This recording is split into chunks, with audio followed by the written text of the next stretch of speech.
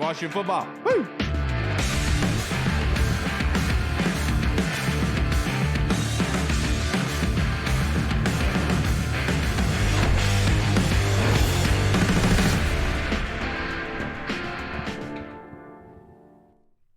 Hello, everybody, and welcome to the Burgundy Zone. I am your host, Kyle, and I am joined by my co-host, Michael Hall, but we are rejoined by very special guest, analytic and stat guy, service member, thank you for your service, Mr. Nathan Coleman. How are you doing tonight, Nathan?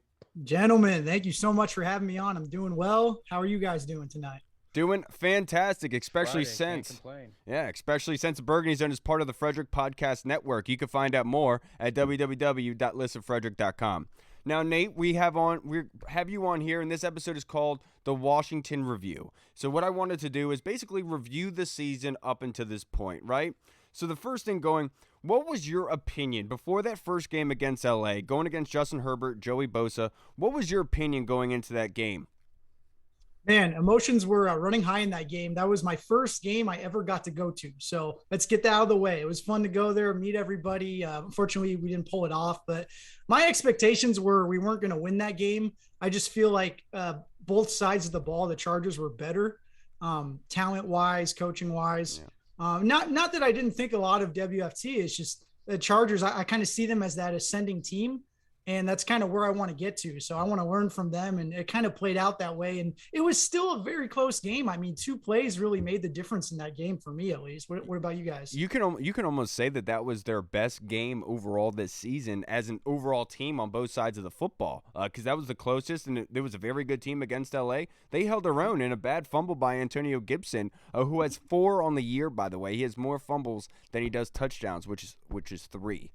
He leads the NFL in fumbles and drops for running backs. It's crazy. It's so bad. Yeah. But, Nathan, I want the next question before we go to Hall here. With that game pre and post, did you think that they were a worse team than originally thought before that week 1 game? The Chargers or Washington? Washington. Yeah, so I kind of saw Washington as like a 7-win team. And of course, it's easy to sit back here and say that like after the fact. But I kind of felt like last year it didn't set us up for failure, but the expectations were never going to get met, right? A lot of the things that happened this season have been like worst case scenarios. And sometimes that happens and you have to prepare for it. But they definitely I was kind of encouraged that it was such a close game, yet they played so poorly. So that made me optimistic about the next week. And unfortunately, it didn't really get better after that. No, it didn't. Yeah, no. Speaking of that next week, obviously they played the Giants in that week 2 game, quick turnaround. Obviously Fitz goes down in the first game against LA Chargers. And going into that game, like kind of the question before, what were your expectations of Taylor Heinicke going into that game and leaving that game? What did you think the team was going to actually be able to do going forward? Yeah, so with Taylor Heinicke, like I've had the same evaluation of him. Like I really haven't changed it. I've always seen him as like that fringe backup quarterback. But he has like a pretty big ceiling, and he was playing like a starter. So I think some people just have like unrealistic expectations. If you can get a backup quarterback that's playing like a below average NFL starter, that's pretty good. You know, most backup quarterbacks, you're not going to get that from. I know this last weekend was the weekend of the backup quarterback, but in general, when backup quarterbacks go in there, they don't play well. And there's a reason they're a backup, but you know, he's fun. He's got moxie. I thought in that Giants game, he played pretty well. I mean, obviously, he had the awesome comeback at the end, but I mean, he did a good job in that game. I remember this fondly, like he did not take a lot of sacks. He was careful with the football for the most part, except that 1 interception. But I mean, I like the moxie. I like the comeback, and our offense actually looked like they were on pace for once. I mean, the game before that was just dreadful. Yeah, and Ricky Seals-Jones with possibly the play of the year so far. But that being said, I do think that Terry's catch in the week 1 against the Chargers was probably one of the best catches I've ever seen. I was in the stadium for that, and I've said many times I thought the DB had picked it, but was out of bounds when he landed. Wasn't until the refs came up and marked the ball at the spot. I was like, wait, he caught that? How? It was absolutely insane. Now, Nathan, the next week is the Buffalo Bills. Everyone kind of knew that going into that game. Me personally, I picked them to be the Super Bowl favorites. I thought they would win the Super Bowl this season. Going into that game, I thought that they were one of the best. And they obviously showed that. Washington took a huge step back defensively and offensively. They were just out of their realm. You weren't surprised by that by any stretch, were you? I think the reason you like Buffalo is the same reason I probably like Buffalo too, is like they're really balanced as far as like they get a lot of pressure on the quarterback. They have a good defense, and then they level that off with a really good offense that's explosive. And even though Josh Allen wasn't playing well going into that game, like man, did he have a game. So it's just like the perfect recipe for them. And it was tough for us. I mean, they get so much pressure when you get behind in a game. It's so hard to pass protect and score points when you're playing from behind. And I mean, that's what happened. Once you start playing from behind, you start turning over the ball, you start getting out of your game plan. And I mean, it was like the snowball effect, but you kind of expected it with that game. I mean, I don't know. The only thing I really like remember that was good about that game was like Jerron Payne had an awesome game, right? Yeah. I think he had like double-digit pressures in that game, was getting sacks. Like he looked like a first-round pick for once. Like for me, that's kind of a guy I've been disappointed in, to be honest. Like you wouldn't know he was a first-round pick unless like you were like a Washington fan, right? Like most people outside of Washington have no idea who he is, unfortunately. So that's just kind of his personality. You know, he's kind of like a soft bear, you could say. But Hall's boy, Antonio Gibson, I thought had the play of that game with the 75-yard screen touchdown catch that he had. And that just seems to be like the MO of Washington, where you get those great plays when there's nothing going to come out of it and those crazy losses. You know what I mean?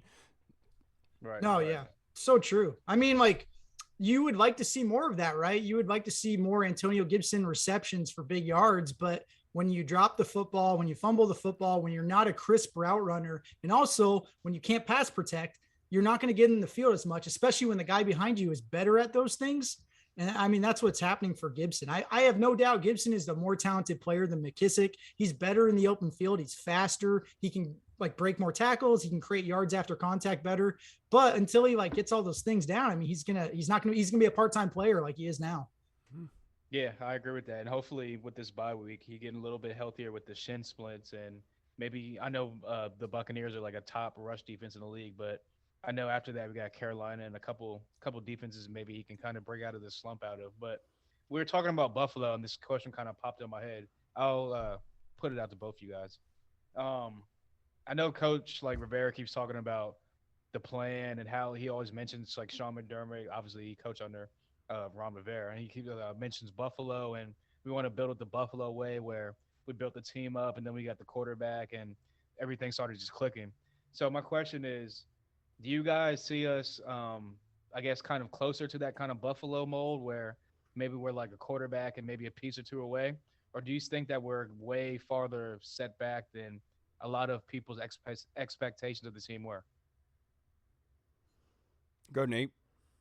Yeah. So for me, like every team is different, right? Like everyone wants to replicate a model because it's a copycat league.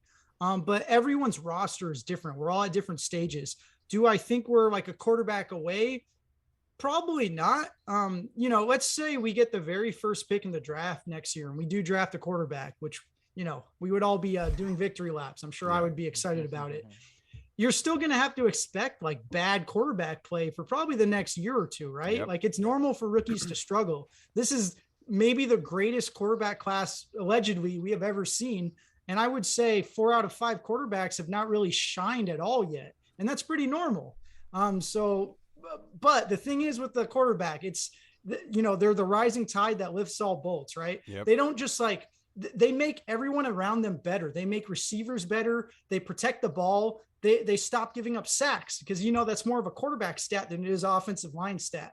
They make tight ends better. So it's one of the only positions that has like the ripple effect on the rest of the offense. You can't name running backs don't do that. Receivers don't do that. Tight ends don't do that. No position on defense does that. You can have the best pass rusher in the world, but if the quarterback's getting rid of the ball fast, it's not going to make a difference. But the one thing that can stop that, like quarterback just drives everything. So for me, maybe I'm just like so skewed towards analytics and stuff. Like I want my quarterback, man. I don't know about you guys. No, I'm right there with you, but I do think you have a point there, Hall, with the commonalities between the two, especially since the Bills had drafted Tremaine Edmonds as their middle linebacker. The following year, I'm pretty sure they went out and got Josh Allen. And before they had drafted Tremaine Edmonds, I think the year before was Marcel Darius, if I'm not mistaken. And so you kind of can see the similarities between, because you could say Jamin Davis of this year, and then next draft is when we're going to get the quarterback like the Buffalo Bills. But the difference is that McDermott was kind of already solidified in Buffalo, and the years gone by, they have built into what they are, the mold that they are. And I think that is what Rivera is trying to build towards. And that's what he's trying to tell everyone is, yes, now it looks like crap, but what we're building is going to look great once it's finished. Yes, maybe you can say a year and a half is it's not going to be ready in a year and a half, but give him time to get that 3 years. Everyone can sit here and talk about the military and the military, like 3 to 5 years or whatever. I get it. He's just giving a time frame for 3 to 5. I'm telling you, Ron Rivera right now would tell you next year they are going to be good. He's not going to say, wait till year 4. You know what I mean? Yeah, I get you. Yeah. Now, I wanted to ask you, Mr. Nate, because you obviously are a big analytics guy and stats. Washington did not make a trade at the deadline. Were you surprised? No, I mean, in general, most teams don't make trades at the deadline. Every year, the trade deadline gets hyped up, and most teams don't really take advantage. What I will say is, like, that could be a really good edge for teams. I feel like most teams are very risk adverse, and sometimes when no one else is willing to do it, maybe there's something to it. You know, like the Rams go out here, and the Rams just, like, they disregard draft picks. They just it's complete, like, they don't care. They hate them. But and you know, I will say with them, they're bad at drafting anyway. So maybe that's a good thing, right? I mean, they're drafting like Tutu Atwell in the second round. He's like 150-pound receiver. Like, come on. But like, maybe, you know, sometimes it's good to be a little different. Like, I remember, who was it? The Lions traded Golden Tate to the Eagles during the trade deadline. The Lions ended up getting back a comp pick basically for nothing. So sometimes there's like some strategy to it, but with Washington, you want to sell high on players who are playing at their ceiling, who you think are going to regress. We don't have any players like that we don't want to hold on to, right? There's no like 1 or 2nd year guy that's like playing out of his mind that you want to get rid of. It's like Jonathan Allen, like, you're not trading him. You know, who are we trading that's their stock is either like middle level or higher? And I don't think we have anyone like that. So unfortunately, we didn't make a move, but I'm not sweating it. I don't know. What do you guys think? I do think that we should have made a move. I would have liked to see that, only because 2 of Washington's top 5 receivers are running backs, and only 2 of those top 5 receivers right now are wide receivers. The other is Ricky Seals-Jones. So they need some help on the outside. Losing Curtis Samuel has been big. Obviously, Diami Brown being out with an injury was big. They kind of needed help with a playmaker there. We talked about it with Logan Paulson on Monday, getting some extra guys out there. I thought that could have been a thing, but I would much rather go down the route of getting it for free rather than giving up draft picks. I don't know how you felt about that whole. Yeah, I know there was all that hype about, like, they were close to getting the deal done with Mr. Trubisky. Oh, dang it! Don't. Okay, then let me ask the question. Right, my next. I'll talk about something else then, because I actually was surprised that, not that they didn't make a move as far as like acquiring somebody. If they were going to acquire somebody, I know that the Texans had Zach Cunningham, like, out there maybe on the market. So if they were going to maybe acquire someone, I would have maybe you can upgrade your linebacker room, because that's been subpar, to say the best. But I'm surprised that they weren't sellers as far as, like, maybe a guy like Tim Settle, maybe get like some terror, like a 3rd or 5th round pick for him, maybe 4th or 5th round pick, or maybe a guy like you mentioned, Daron Payne, who's a 1st round guy. Maybe he gets that kind of rejuvenation of life at the next stop and becomes that actual, because he's not really that bad, but he's not really like the guy that everyone thought he would be coming out of college. So maybe they move on from him, maybe because they can't sign him. They already re-signed Jonathan Allen, and they have Tim Settle as well. So maybe they were going to move him, but I'm surprised they didn't. But overall, like Nate said, you don't really see a lot of NFL like teams like in moves as far as like the trade deadline, like NBA and like NHL style. So, I mean, like I've never even really like known Ron Rivera, like we were talking about earlier. I know he didn't have full control in Carolina, but even thinking back to his Carolina days, you don't really think of Carolina adding pieces at the deadline to kind of get better or selling pieces off. So I wasn't really surprised at that. Yeah, and I told everyone on Twitter that I had a little surprise for everybody today. So for the first time ever, my boy Cash is going to be on the episode. Hi, everybody. Say hi. Right before he goes to bed. I just wanted to say hi, everybody. I introduced Cash. I know the Colonel has been asking for wanting Cash to come on here. So I wanted before he goes to bed, just wanted to say hi, everybody. Good night, Bubba. It's adorable. All right. So yes, what was the question? I don't remember. It doesn't matter. He's so cute. Nothing else matters. Yeah. That wasn't really a question. No, oh yeah, my more next of one was a- going to go to Nate. I don't know. Was going to go to Nate about the Trubisky rumors and how you felt about that, because I know I had opinion about it. I'm not sure about you, Nate. Yeah, I think Trubisky would be a great upgrade as a backup. But no, honestly, guys, like everyone's talked about this a lot, but all I care about are franchise quarterbacks or potential franchise quarterbacks. I understand that we might go the veteran route, but the only way I'm interested in that is if it's for a franchise quarterback. And ask yourself this: how many teams are willing to trade a franchise quarterback? It doesn't happen that much. I understand Matthew Stafford got traded, but you got to think about it. The team has to be willing to trade this guy. They have to agree to the compensation. The player has to want to go there. And on top of all of that, you have to like give him an extension too. Okay. So that's a lot of factors. And when you're talking about like supply and demand and everything, like it's not happening. Like Carr is not coming here. Rodgers is not coming here. Russell Wilson is not coming here, unfortunately. So the easiest and the cheapest route is through the draft. And I understand like this draft class isn't as good as last year, but like, man, last year was like one of the best of all time. You know, like people, every year this happens where these guys come out of nowhere and someone just takes, sets fire. Remember like Joe Burrow, remember Zach Wilson, remember Baker Mayfield. I could go on and on and on. These guys come out of nowhere and they end up having like okay careers and being pretty good. So we just got to wait. But I think we just got to be patient with it. I don't know, Mitch, like, come on. I've already seen this. Like he wasn't supposed to be a first round quarterback, but he went in the first round. It was a lot like Dwayne Haskins, to be honest. He didn't have a lot of experience. It was just like, well, there isn't a first round quarterback. So like, let's draft him here. Yeah, and I'm the same way. I did not like the news of. I know it was a rumor. It was circulated by a check mark up there in Buffalo. With Mitch, it's funny because as soon as he goes to a new team, all of a sudden his production increases, right? Now that he's with Buffalo for half a season, now he's a better quarterback, so let's trade him and bring him in. You know what I mean? Like, that wasn't the right recipe, in my opinion. You know, I have had my thoughts about trading up multiple assets in the draft and everything. That's why I did not like this move at all in order to do that. I want to keep those assets and roll with what we got if we're going to go with Mitchell Trubisky. Do I think he's better than Taylor Heineke? 100%. But it's the assets I'm concerned about because everyone keeps talking about how much depth and all that we need. You're going to need those assets in the draft, baby. You never know how deep it's going to be. I didn't like the rumors. I was hoping it was a different trade rumor getting circulated like Deshaun Watson or something. I did not want it to be Mitchell Trubisky, but obviously the relationship between the two coaching staffs is probably what got that going. Yeah, my first reaction was like very emotional because I was like, what is going on? Why are we bringing in Mitch Trubisky, another retread type of guy? Like, first of all, I was on the same kind of like wavelength as y'all where it's like, why would you give up assets in the draft, which obviously needs to help this team because we need more young building block pieces through the draft. Also, on top of that, Mitch Trubisky is going to be a free agent next year. So, like, first of all, why would you not wait till the offseason? Maybe you can sign him to a really cheap one-year deal. But why would you give up cap space money going into the next year? Because you bring him in, you're gonna have to give him another deal for at least another year or two going into the next 2 years. So that's cap space for a potential. I know this is not really a big free agent destination spot, but that's cap space for potential free agents. That's cap space for a potential Terry McLaurin deal going forward or something like that.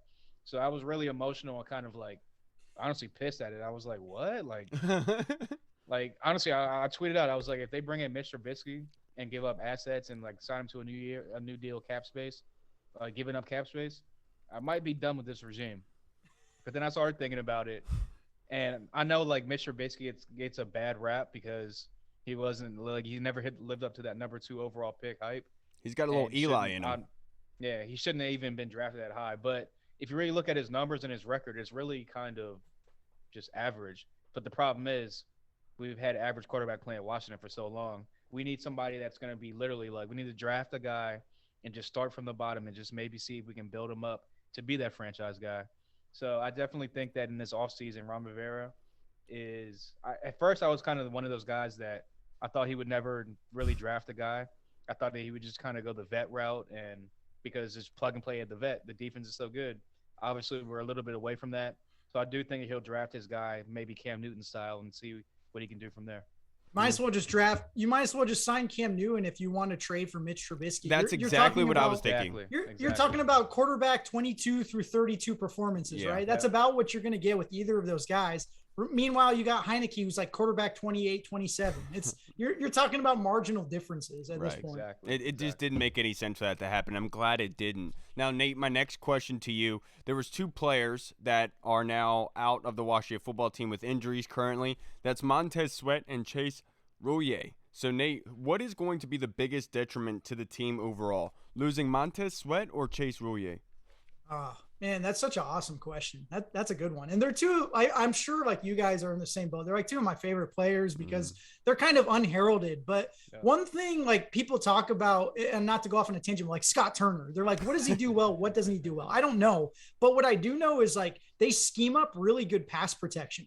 And I think obviously part of that is the offensive line coach, John Matsko. Part of it's the players. Part of it's Turner. But like, man, that guy, the center, Chase, like he is the one calling all of the protection. Like I know this for a fact. I've read about it a lot. Yep. He makes a huge difference with that stuff. He's helping avoid sacks. He's sliding protection. He's calling out blitzes. He's calling out coverages.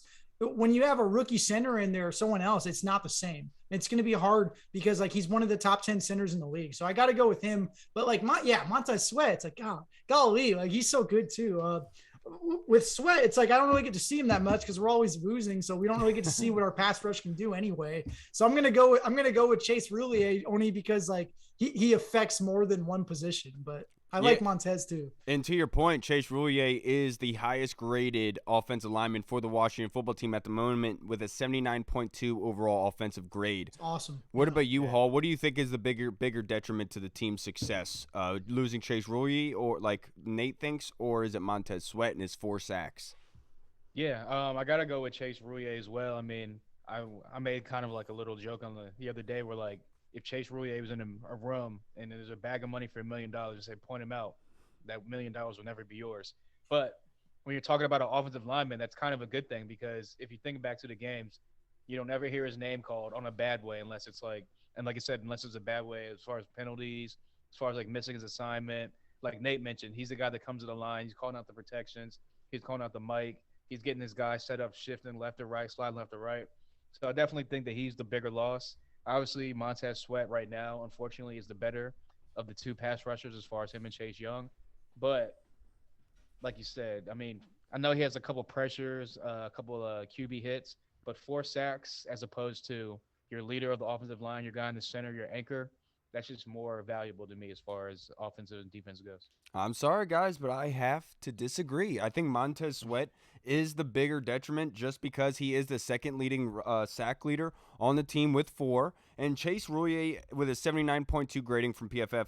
Tyler Larson got a 68.8 grade from Pro Football Focus from last week. Did all right. So if I was going to say, because this defense right now, it's creating pressure and bringing the quarterback down. That is the biggest problem, right? Because they're pressuring a lot, but they can't get the sacks on top of it. So taking away the second leading guy in that aspect, especially him being on the edge and your number 1 leader being a defensive lineman, defensive tackle, I think that's worrisome to a point because you're losing the pass rush. And I know James Smith-Williams came in last week and got a sack when he was matched up one-on-one on a tight end, grabbed him by his jersey, pulled him to the ground. It was beautiful. But I think that is bigger detriment with Montez Sweat and his 4 sacks. Creating that pressure is going to be hard to do.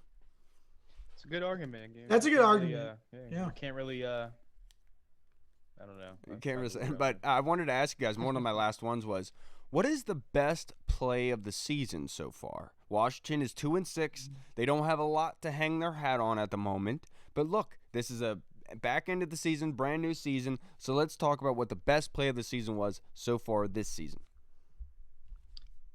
I'm just going to keep what I've been doing since we drafted him. I'm going to go with my guy, AG. I think that screen against the Bills. Really? I know, like, it wasn't as flashy and it wasn't like, oh, man, but that reminded me of the AG from his rookie year, the guy that we all thought he would be, the guy that we thought would be in the offense more in the passing game, more out in the open space, open field type of guy, missing tackles, breaking tackles, going for 60, 70, 80-yard runs.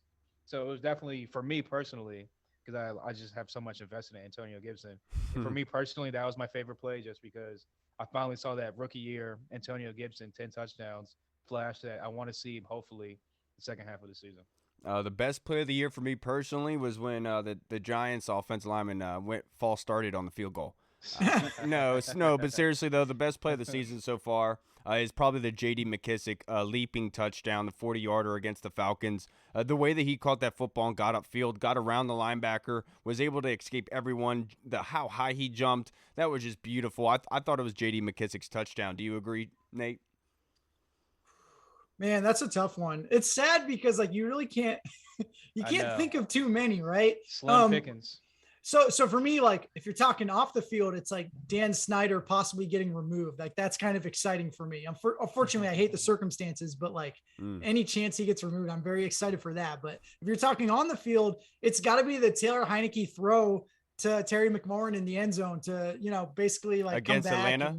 I mean, that was just amazing. Like most quarterbacks can't make that play. It was ill-advised. It was not well thrown. It was a good eye to see him, I guess, but man, like it was an awesome play. And that was one of the only games I thought like he played really well. I thought he played really well the whole game. And that was his last good game.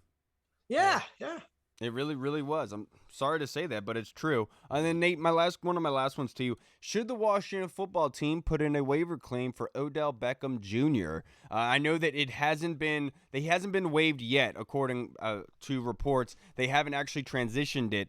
But it looks like starting tomorrow night, on Saturday night, that waiver claim process is going to go. Do you think that Washington should submit for Odell? Tell you what, I try not to go on Twitter too much, and I'll try to post like one thing. I posted one thing today talking about Odell, and like I got blown up. I basically I said like, I don't know. Basically, I said like Odell, like his reputation has outlived his performance recently. And people just blew me up. They're like, here's a highlight video of him getting open for 11 minutes of play. And my like rebuttal to that is like, besides the drama, besides the injuries, besides the money, like what good receiver do you know that isn't productive? Do you know any like good receivers? So that's like my question, but throw all that out. Like, would he be an upgrade on this team? Yeah, he'd be an upgrade. I mean, who are we upgrading? We have DeAndre Carter out there, like a 7th-string wide receiver who's doing well, by the way. Yeah. So yeah, he would be an upgrade.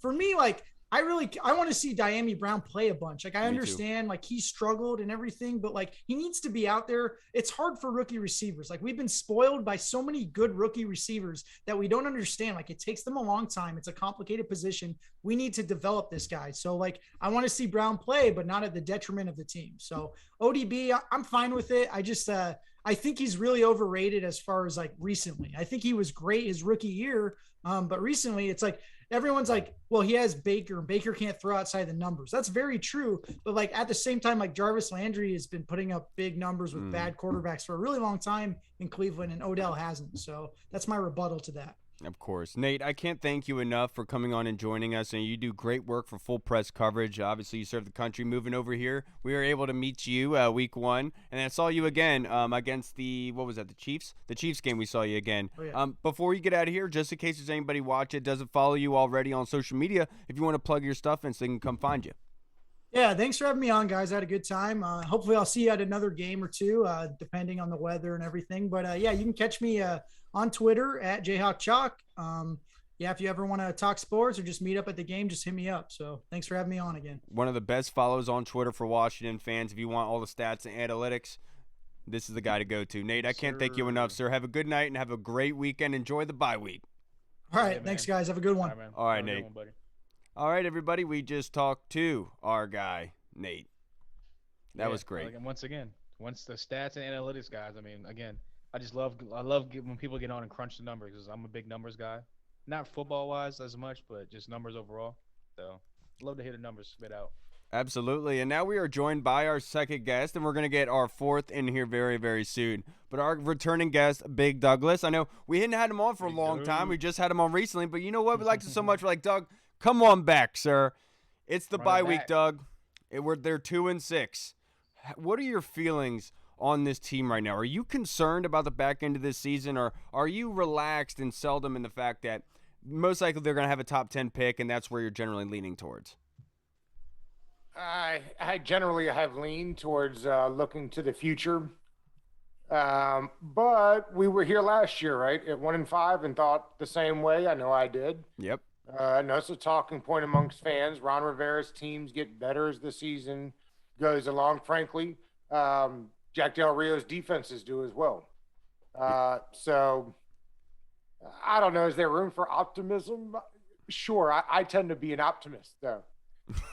So I guess that just depends on who you are by nature. Yeah, because I'm right there with you, dude. I am concerned about the future of this team, but one thing I am happy about, that they are getting Logan Thomas and they're getting Brandon Sheriff, Sam Cosmi back. Right now, for red zone conversion rate, I wrote this in my article. It should be uploaded very, very soon. But they are last in the league at red zone conversion rate for touchdowns with a 45% clip. It's absolutely disgusting how bad they are in the end zone there. So getting those guys back is going to be huge because I believe that running the football is a direct correlation to points scored. So hopefully with Sam Cosmi back, with Brandon Sheriff back, they'll be able to run the ball better. And with Logan Thomas being there, obviously with his 2 touchdowns on the season, with only 1 game in there, he's going to be good, dude. I'll say this, Kyle, real quick. Imagine if I had told you before the season started that you'd have no Fitzpatrick, Yep. you'd have no Curtis Logan Samuel. Thomas, you'd have no Curtis Samuel, you'd have no right tackle, no right guard. You tell me what you thought the record would be. It's probably what this is right here. Yes, and we are joined by our fourth guy for the episode, returning guest, Mr. Keith Grey. You look so different without wearing a bunch of crazy stuff on you. I haven't got a haircut in months, gentlemen. I was actually preparing myself for Halloween, as going as Where's Waldo, because that's what my wife wanted, and happy wife don't get stabbed with a knife. So I was trying to get some side hair going on over here, and it just wasn't working. And then so after this weekend, I was like, I text it's really a hairstylist, but anyways, barber, and I was like, hey, barber, when you available? And they're like, oh, I'm on vacation this week. So, I'm looking a little rough, gentlemen, but you know what? I embrace He the said, roughness. give me the Nate Coleman. Yeah. He's got the Nate Coleman going on. We just had Nate on, by the way. That's funny, yeah. But let's go to our fan questions. I want to do a round table here discussion with you guys. I don't have to answer every single one because I think Doug will do a pretty good job of doing that. But the first one is going to be from the Colonel, and I'll ask you, Keith, with this first one. As it stands, the Washington football team holds the number 5 pick in the 2022 NFL Draft. There are several teams that will be looking for a quarterback ahead of us. What kind of strategy do you hosts envision obtaining our franchise quarterback moving forward? Well, you hope that the talent evaluators, because I'm not one of them, and honestly, I'm not even going to look to Twitter for that either, because 75% of the people are wrong. So I'm going to trust the talent evaluators, and I know there's people that will listen to this and be like, well, Ron, they don't know how to draft. Listen, I don't even care about that, because at the end of the day, they know more than I do. So what I'm hoping for, I don't care if it's the 5th and they try to move up to the 3rd, the 2nd, whatever deal that they've got going on. Find the guy that you want, and if you have to trade a little bit to go get him, go get him. Keep swinging, because we've been swinging and missing for 25 years. So keep it moving. Just keep swinging. Pick your guy if that's the route that you're going to go. If you're going to select, because people have put out there, Kyle and Doug and the sexier mic of the mics, people have put out there, well, they could still go get a vet like Mitch Trubisky and still draft, so that way the guy can sit. Listen, I'm not in for all that drama. If you're Ron Rivera and staff and you're evaluating these quarterbacks and there's a guy that you desperately want, but you think, hey, I might not be able to get it at the 5th, pull RG3 status, do what you got to do, get the guy, because we are at rock bottom. And I think that the only way right now, and when I say rock bottom, I mean that with respect. I don't mean rock bottom as doom and gloom like Twitter presents. Yes. I just mean rock bottom is we're not very good right now. Yeah, I would agree with that wholeheartedly. Go get your quarterback and then ride with this guy and hope that he can grow with this young team and give us hope. We just want hope now at this point. I essentially think that what Colonel's asking is like, would you rather go down the Baltimore Ravens path or like the Kansas City Chiefs path with like Joe Flacco, Pat Mahomes in the draft, or would you rather go down the route with like the Tampa Bay Buccaneers or the Denver Broncos with getting Peyton Manning when he was older or Tom when he was older as a vet? What do you think they should do there, Doug? Well, I've long said I think that he's shown us what they want to do. I think it's easier on the fan base to go rookie quarterback just because then it gives you some of that hope and some excitement. But Ron did it with a number 1 overall quarterback in Cam Newton. And not often do you get 2 bites at the apple. And so I really think that he has decided already. I mean, they kind of showed you that, right? They did. 1 first-round pick for Justin Fields or Mac Jones is not a big price to pay.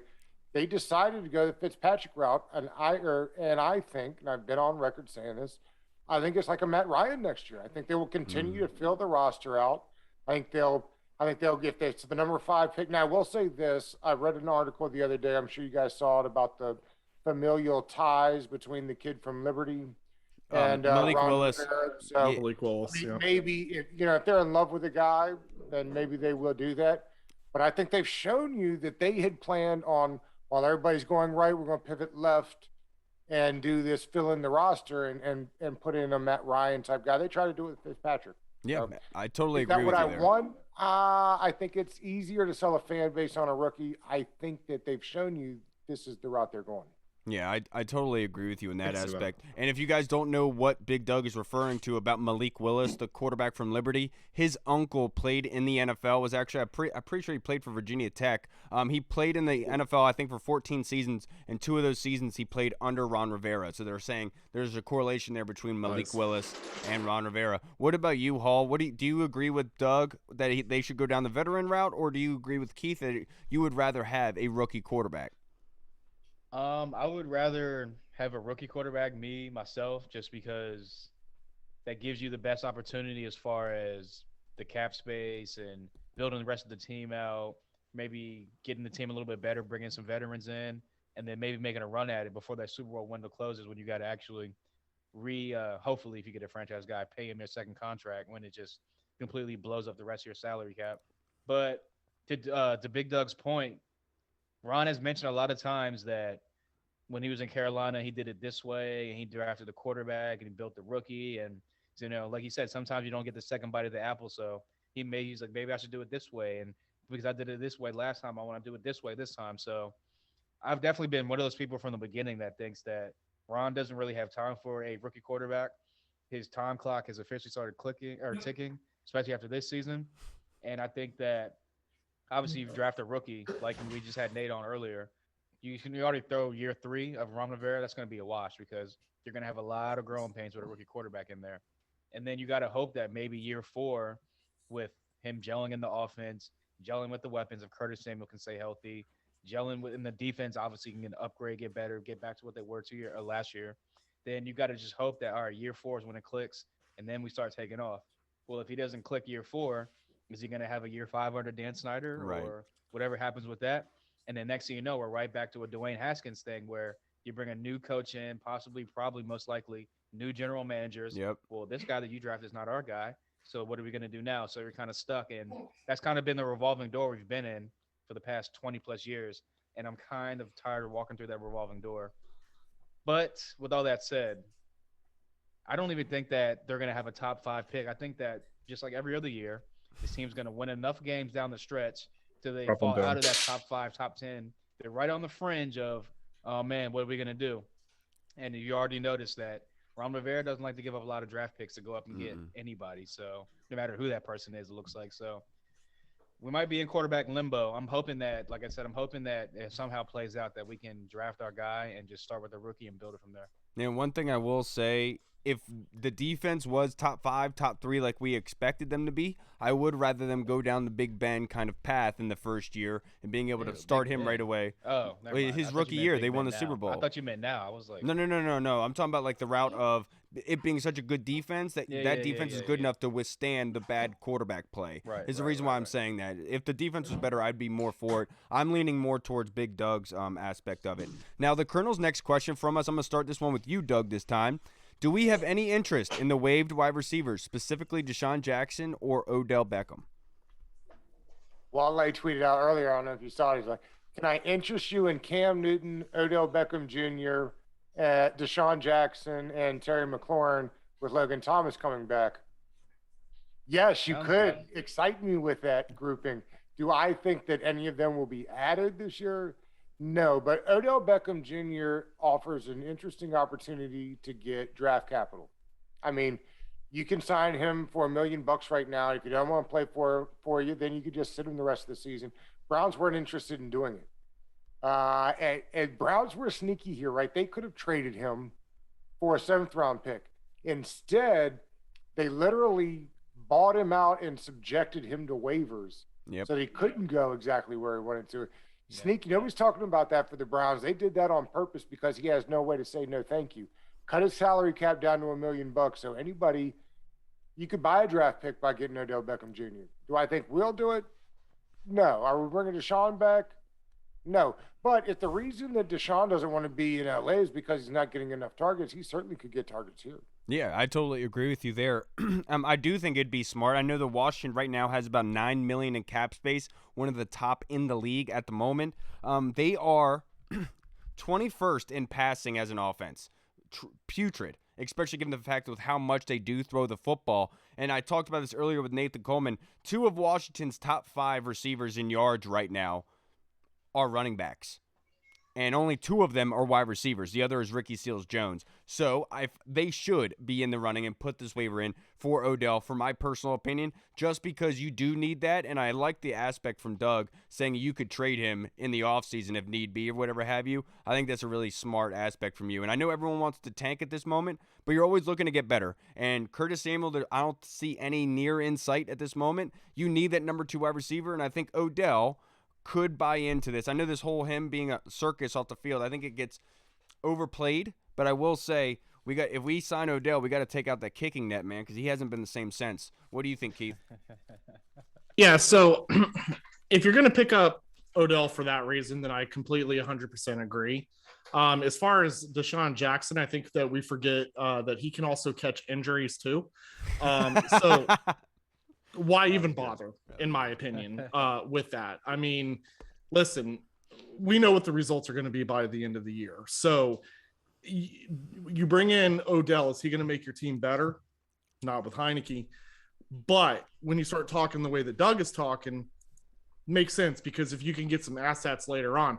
Listen, the guy's having problems with Baker Mayfield. Do you think he's going to enjoy Taylor Heineke? No. Now, there is a positive to that. Taylor throws high. Odell can catch those one-handers. We might be onto something here, but really we're not, because really the only thing that we're going to get out of Odell is what Doug said, which is genius, sir. I didn't even think about it. So just so you know, I'm going to steal it and use my podcast later, but I won't give you any credit. I'm going to take it all for myself. Thank you. You're welcome. What do you think, Hall? Yeah, like if it was me as the GM, I would definitely kick the tires. I'd put it in a waiver claim. And I would see what it does. Like you said, we do need the added weapon. I've been saying from the get-go that after seeing this offense this year, I know that Curtis Samuel wasn't really on the field. He's on the field for 1/8 of a game. But I definitely think that they would definitely be suited a little bit better in this offense if they had Terry on the outside, another kind of big number 2 wide receiver on the outside, and then with playing the X, and then have Curtis Samuel out the slot, out the backfield, line them up on the outside whenever you want to. Kind of that gadget, line them up, chest boost everywhere on the field. But, yeah, will they do it? There's probably a 99.9% chance that they're not going to do it. No, of course. Would it increase ticket sales? Of course, because people are going to want to come out and see Odell. But to Keith's point, if he's having a gripe with old Eli back in the day and mediocre Baker right now, he's not going to be happy playing here with Taylor Heineke. But, again, like Doug said, that's a really great point. Say he does come in, say – for whatever reason, you get Logan Thomas back. You get the right guard. You get Sheriff and you get Cosmi back. All of a sudden, you get that second piece on the outside to go with Logan Thomas and J.D. McKissick and Antonio Gibson out the backfield. All of a sudden, maybe this offense gets back up to the week 2, week 3 kind of moving the ball down the field. Odell has a pretty good second half of the season. Next thing you know, that's more trade assets, more higher value to unload him next year. But again, that's next level thinking. And I don't think that unfortunately, they're capable of that in the front office right now. That was a funny way you put that. Now our next question, I'm going to go to you, Keith, because Fan Ambassador Keith, you are the all-knowing. Everyone that has an issue about the name change, colors, whatever, send it to Keith. He's your guy. And Jeff Miles, he knows all the answers. He does. He has Especially all in of his it. DMs. Yeah, because Jason Wright, he's best friends with Jason Wright.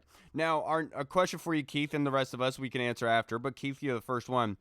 This is from Jeff Miles in our Discord chat server. How do you feel about a head coach, general manager, or other personnel that may not be here in 2023 deciding the new forever name and brand for the team?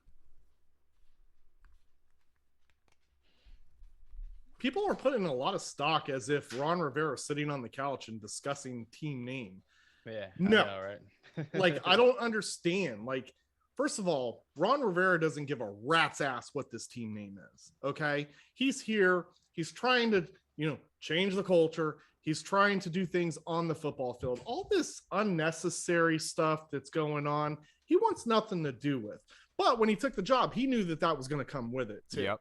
So I'm uncertain as to why they think that the coaches, so what is Jack Del Rio in there like, hey, let me throw in my input. No, this Commanders decision for Jack Del Rio. Right. Yeah. Washington Magas. Anyways, so what the bottom line is this decision is being made by, in my personal opinion, is being made by owner and owner only. What's happening is you have a team president who is collecting data from Code and Theory. Code and Theory is bringing all of this data. Okay. Fan ambassadors aren't even being used right now. It could change, but right now we're not even being used as input for the team name, right? So to answer the question, more than anything else, is Code and Theory is collecting this data. And if it were me, if I owned the team, I'm sorry, I don't care what your opinion is, Kyle. I don't care what your opinion is, Mike. And I definitely don't care about Doug's opinion because I'm jealous of his beard. So therefore, I'm a multi-billionaire. I'm naming the team what I want it to be because I'm Dan, I've got the balls, and they forced me to get rid of the name that I loved before. So that's just my opinion. Yeah, and one thing I will say, Jeff, I know Keith's kind of piling on you a little there a bit. He's more generalizing with everyone coming at him, with all the bent up frustration with him, everyone coming at him. But I love you, Jeff. I understand what you're saying, Jeff, because basically you're worried that people that aren't going to be here in 5 years are picking the name forever, and it could not be something that's it could not be something that's with us as fans, right? Because they don't know really the backstrap of everything. But I will say, the only time I really worry about that is player input.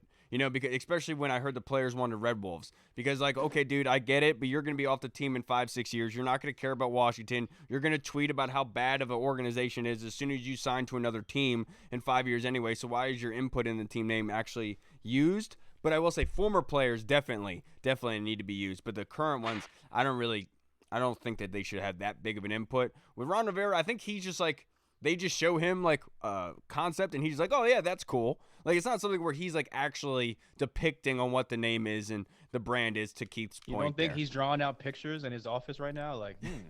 Doodles. Oh, he's drawing the stick figure horse and stuff with. One quick thing I wanted to add to that though, Kyle. Yes, 100%, Jeff. That wasn't on you, buddy. I know that you're just asking the question.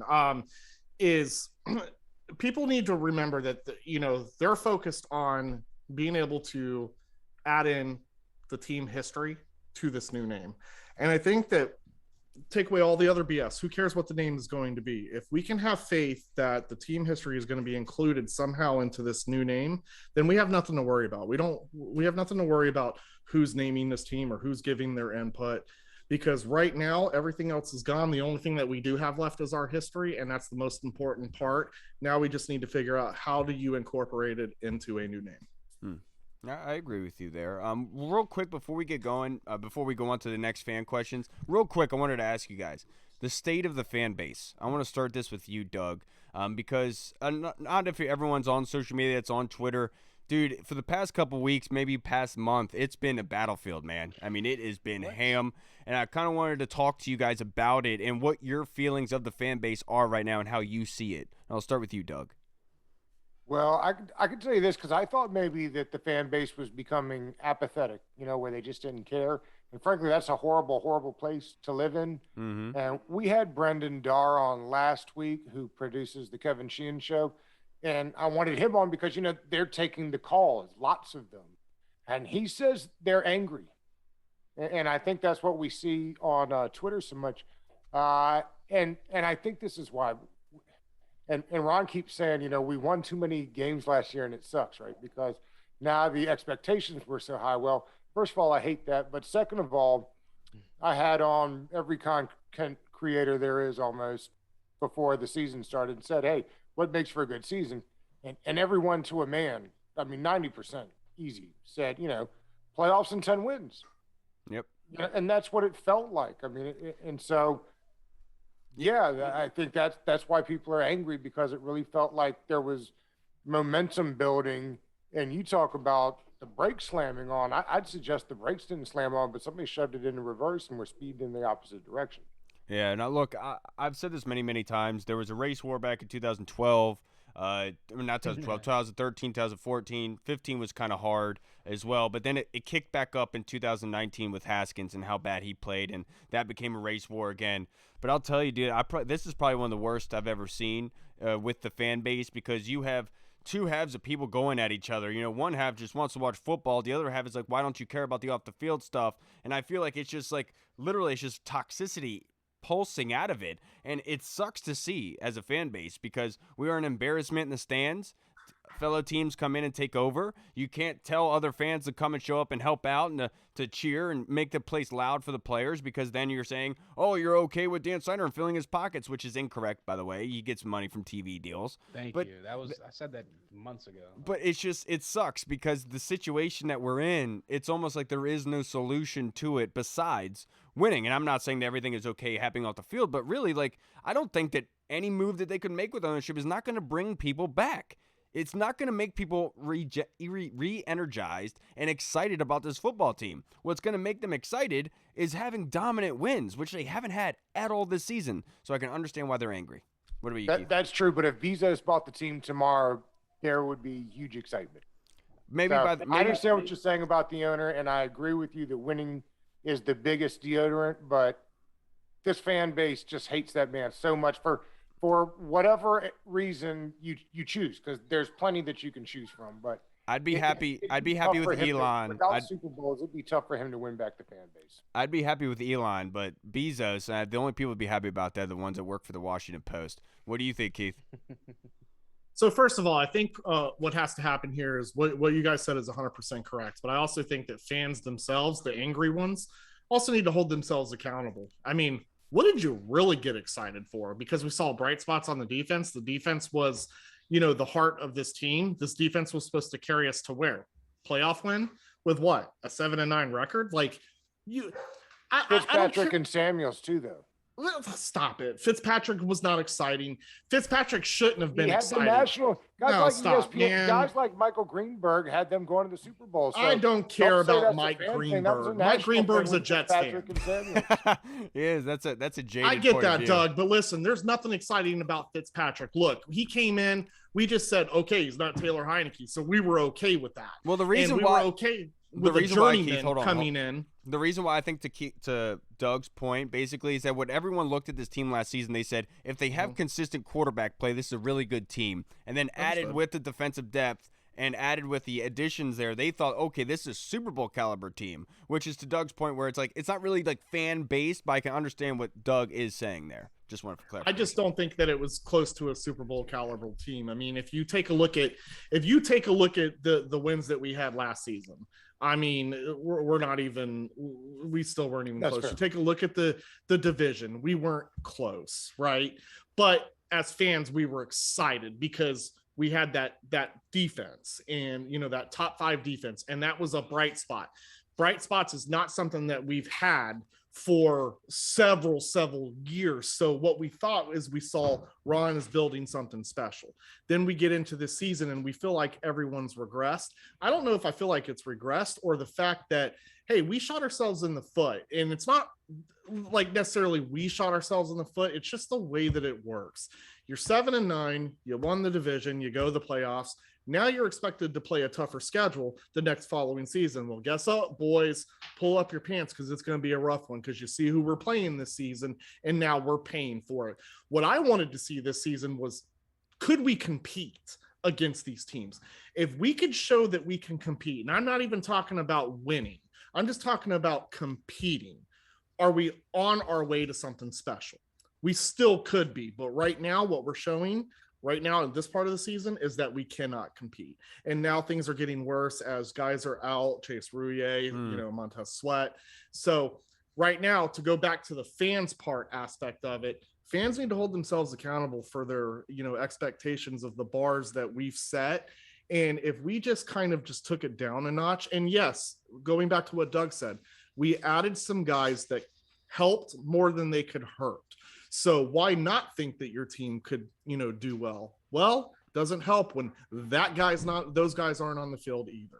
Yep. So here's where we are. But what I will say is, I don't think we're as doom and gloom as everything is. The problem is the off the field stuff is actually making the on the field product even worse than what it is. Well, and I would say that I think you're right, 100% right about that, but I do think it works vice versa as well. I do think the on the field stuff is being gelled with the off the field stuff, which is being ballooned. You know what I mean? Sure, because more and more people will care about the Dan Snyder situation because, again, it's doom and gloom. Right. But when we were doing well and little snippets of Dan Snyder crap coming, a lot of us did this.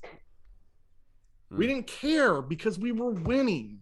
And I'm not saying that those snippets weren't important. It just wasn't important to guys like us who are truthfully just paying attention to the football aspect of it. No disrespect to any of the women or anything with my comment that I just said. It matters. But I understand what you're saying. It just doesn't. Some people care about just football, not the TMZ part. I agree with you. Now, let's go to our next question from Big Tony Shivers. I will start this one with you, Big Doug. He wants to know, if you were the coach, what is one big personnel or strategy change you would implement in the bye week? Well, I think, I would put Reeves back in. I've always been a Reeves fan. Any of those that interact with me about this team know that. I think that's when they were at their best last year. And then, and another one, as far as the secondary goes, is they played better in the back end without William Jackson III. I know he makes a lot of money, but if Kendall Fuller is playing better outside than he is at the nickel, and you thought he'd be better in the nickel, then to me, there's got to be a shakeup in the secondary. And that's what I'd be looking at coming out of the bye week. Yeah, I totally agree with you there. What about you, Hall? Is there any what was one thing that you would change in the bye week? That's a tough one. Probably the same as Big Doug. I would just evaluate all 22, I guess, like starting players on each side of the ball. I know there's injuries on the offense, like out the wazoo, but I would pretty much just, I don't want to say go into evaluation mode, but I would definitely, because obviously there's still like another half of the season left, and everyone knows as a fan of this team, the only time we make a playoffs is when we go on a 5, 6, 7 game run at the end of the season. So, yeah, I'm not gonna say go into evaluation mode because we played the Buccaneers, and that's most likely gonna be an L coming out the bye. But there's definitely some more winnable games on these next couple of weeks if this team finally turns that corner and kind of plays to the potential that everyone thinks that they can, or at least has the potential that they can. But with that being said, I would definitely just switch up some maybe things on the back end. Maybe, like I said, like Doug said, promote Jeremy Reeves and maybe less playing time for Bobby McCain and more playing time for Jeremy Reeves and Cam Curl. See if you can kind of work that magic that you had at the back end of last year. But yeah, that's all I can really think of. Yeah, Kyle, can I ask you a question real quick? What's up? It's interesting to me, and tell me if I'm wrong here. Last year, when Ron goes for it for 2 to win the Giants game, and he said, "Hey, we're trying to have us a season, and we're trying to make the playoffs," it was the same time as like right now. Is it just me? You don't hear any of that from Ron right now. It's more like, "Now we won too many games last year, and this and that." It's not. Last year was definitely like, "We're going to go get us a playoff game and win a division," and this year, in much the same situation, there's no winning the division talk. I find that very interesting. Yeah, I think a lot has to do with the circumstances. I think with Ron's cancer diagnosis, with COVID going on, I think they were very gelled and private, close group. I'm not sure if that's still the case this year. You've heard a lot of rumblings about concerns and stuff like that.